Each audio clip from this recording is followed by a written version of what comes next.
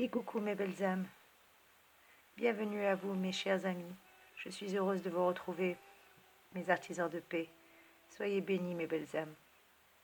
Après une année de tourmente, après avoir prié, après avoir médité, après avoir souffert, après avoir pleuré, je ne peux, en cette fin d'année qui s'achève et à l'aube de 2021, m'empêcher de vous entretenir sur ce qui fait le quotidien de notre existence. Que ce soit l'adversité, le combat, l'injustice, la souffrance, la mort, non. Une pause, non. Un rayon de lumière sur chacun et chacune. Que notre Seigneur nous apporte comme présent de son amour en cette période de l'Avent, ainsi que pour toute l'humanité, et je dis bien pour toute l'humanité. Incarnatus est. Il s'est fait homme. Qui? Le Fils de Dieu. Cela semble-t-il impossible? Il vient du ciel. Il s'incarne par une vierge, nous révèle les mystères cachés de Dieu le Père, et tout cela enveloppé par la motivation de son Père céleste. L'amour des créatures. Mais qui sommes-nous? Livrés à nous-mêmes, une fourmi dans la fourmilière, comme l'affirmait Pascal Blaise. Un tout par rapport à l'infiniment petit, un rien par rapport à l'infiniment grand. L'homme n'est qu'un souffle, nous dit l'imitation de Jésus-Christ. Et devant cette réalité, l'homme s'érige en superbe.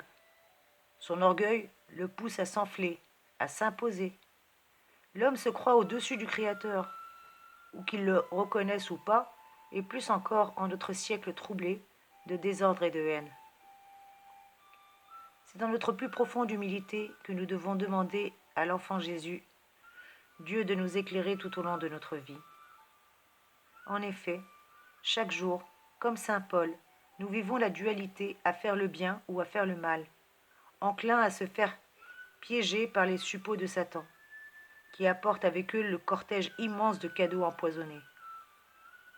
L'homme le plus habile et honnête se fait avoir par les promesses mensongères de ce monde, car les fils des ténèbres sont plus rusés que les fils de lumière.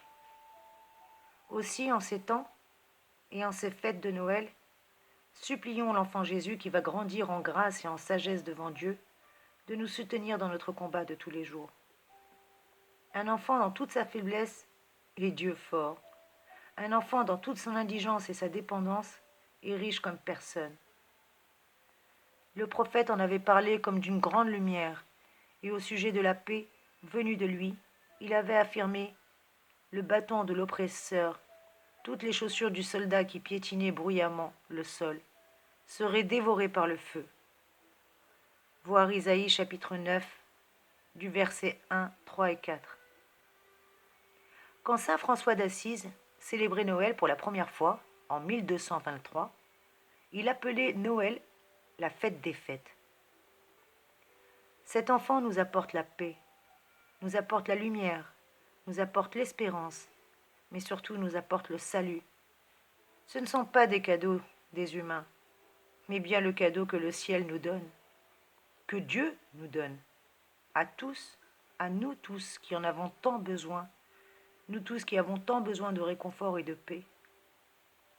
Saint Augustin disait « Dieu s'est fait homme pour que l'homme devienne Dieu ». N'est-ce pas une affirmation extraordinaire, mes amis? Dieu se fait l'un de nous, et si nous le suivions, nous attendrons la plénitude. Nous atteindrons la plénitude de la connaissance divine, et oui, au travers de son enseignement, de sa vie et de sa mort. D'ailleurs, comme l'exprime l'Écriture, ce qui était caché au monde depuis l'origine, ces mystères de Dieu, Jésus va nous les révéler. Le remerciement et la gratitude. Semez 10 œuvres et jubilez si on vous en fait gré une fois. La gratitude est source de courage et de consolation. Qui prend doit être reconnaissant, et qui donne mérite la rétribution. Voilà ce que nous disait Yacoub Hanouna. Surtout que les grandes fautes inspirent par elles-mêmes tant d'horreur qu'il m'est facile de les éviter. C'est dans les fidélités à suivre les petites que se montre l'amour. Voilà ce que nous disait saint François de Sales. Oui, les grandes fautes inspirent par elles-mêmes tant d'horreur.